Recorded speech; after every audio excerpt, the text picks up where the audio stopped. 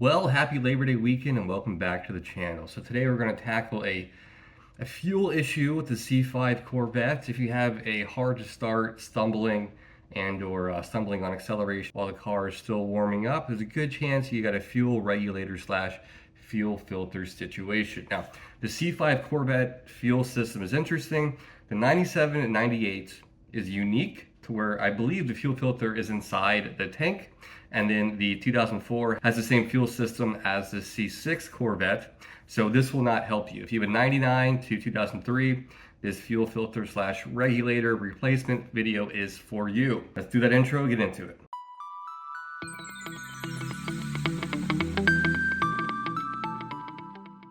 All right, let me show you what I mean here.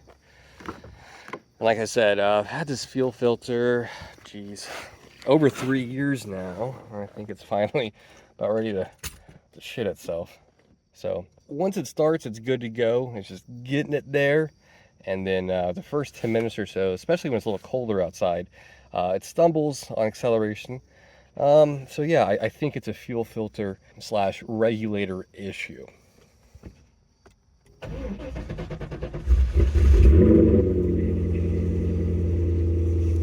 It actually started pretty good that time. I did drive this earlier today. Typically when I let it sit at least 24 hours, it cranks hard, the battery voltage is good. Like I said, once it gets fuel delivery, it just kind of stumbles to start, and then it'll start. Hard to explain, but hopefully we will remedy that with a new Wix filter here in a few minutes. All right, guys, a little bit of a backstory. I've had my C5Z here for, geez, almost 3.5 years. Holy cow, I feel like I just bought it. Anyways, when I bought it, most of the stuff on it, filter-wise, hose-wise, you name it, most of it was original, so I went through replacing everything. The one thing I cheaped out on was the fuel filter slash regulator. The regulator is inside the fuel filter, in case you didn't know. I ended up getting, geez, it was an AutoZone special. What do they sell? I want to say Duralast. That's a battery.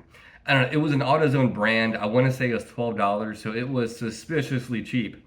The AT Delco slash Wix replacement was at least 4, 5, 6 times as much as that. I had to drive to DC the next day, so I needed the filter right now. I put it in. It's super simple to do. I have not had a problem with it. About 2 months ago, though, it's been hard to start. It kind of stumbles. It's got good crank, good battery, good voltage. Starter looks fine. I know the ignition's good to go, and there isn't a vacuum leak, so I'm pretty sure it's a fuel delivery issue. And we'll know here shortly once I install the new fuel filter. Here's the one I went with. It's Wix. The part number is 33737. Link will be in the description. This, I believe, was $65. Super easy job to do. You just gotta get the car up off the ground, which we'll do in a minute. This is why I wish I already had my lift, but it'll be here next month, not a big deal. And then you just need a little tool like this guy. It's a fuel line removal tool. It just slips on, you push it in, and it comes out. Super simple. And you just need a 10mm socket to take the unit off. Super, super simple. But before we do any of that, we got to bleed the Schroeder valve underneath the hood, and I'll show you how to do that in case you're not familiar. So just quick recap. You need the filter itself, the little line release tool, and a 10mm socket, and you can do this job. So let's go to the car, get the fuel bled, disconnect the battery, of course, and we'll get to work. All right, up front here in the engine, this is your fuel line right here, a fuel rail, which feeds both sides, in case you didn't know, and this is your Schroeder valve. I think it said Schroeder valve a minute ago. I'm gonna say Schroeder valve. We're gonna unscrew this guy, put a little screwdriver in there, wherever you got, something tiny. And depending on how long your car has been sitting, if you just ran it, you're gonna have pressure. If it's been sitting for a couple days, it might not, but it works just like a valve, like a tire stem valve right there. And side note, I did this kill switch on my battery, geez, a couple years ago. I love it. People always give me a hard time about it. Doing jobs in the car, you just turn off the battery and you're ready to go. I love it. It's great. And also, it acts as another piece of security if someone tries to steal it. You have no clue it's got a kill switch. So anyways, all right, so let me go ahead and bleed this guy. I'm just using a little screwdriver, and we'll get the car jacked up and we'll get to work on the fuel filter. And it's about right here underneath the car. You'll see when we get down there. All right, here we are under the car. A little awkward, but you can do this on the ground with just a jack, obviously. Here is the transmission for reference. Here's a little solenoid, the skip shift eliminator. just for reference, and the fuel filter's right there. Super easy. The 10 millimeters right there. Boom. We're going to use our special tool over here on this side, and these two over here, you just use your hand to pinch them, boop, boop, and they'll come out. So I'm going to try to put you down here, see if you can see anything. Okay, so what I'll do, I'm going to use my 10 real quick, get this off, and then in between each step, I'll show you. I need a better camera mount. I'm sorry, guys. All right, new one's in. Sorry about that, guys. one thing I should have told you, have plenty of racks. I'm soaked in fuel because I'm an idiot. Last time I did this, the car wasn't running for a couple days, so fuel was minor. This time I got probably 6-7 ounces of fuel over me. It doesn't sound like a lot, but it's quite a bit, and it kind of burns. So, and also to get this guy over there, the quick release with the little tool, you really got to push it in there to get it out, but it'll come out. Again, this job isn't too bad. You can do it in about 10 minutes. Just got to put that nut right there, and we're in business. We'll fire it out, make sure we're good to go. All right, this is a little easier. I can show you real quick in case there's any confusion. These two guys, the inlet outlet, and this is from your tank right here, and your regulator is inside here. You get two of these little tubes over here. You just pinch these, and then the plastic part will come off. Super easy. These are different diameter, so it's kind of idiot-proof when you put them back on. Only one will fit over the other, if that makes sense. And then, of course, the 10 millimeters right there, super easy. And this guy over there, this will go over top of your line. As you can see, it's split. Boom.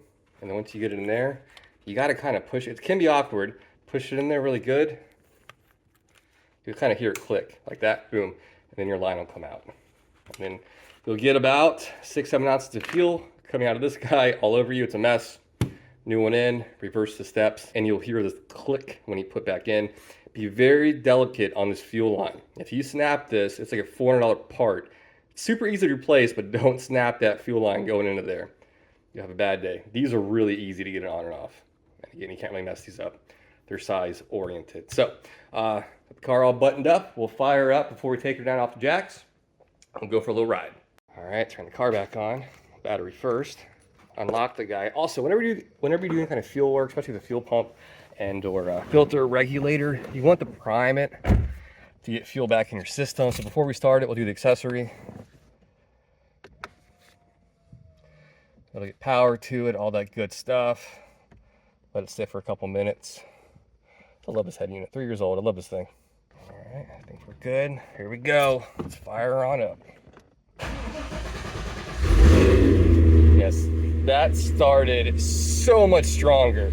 So much. I'll make sure in the morning when it's a cold start, but yeah, that sounded really good, even for no fuel in the fuel filter and or regulator. So let me get this guy off jacks. We'll go for a little drive. Oh, and real quick, that's how much fuel came out, the remnants of it. It was quite a bit, probably 10 ounces if I had to guess, maybe more.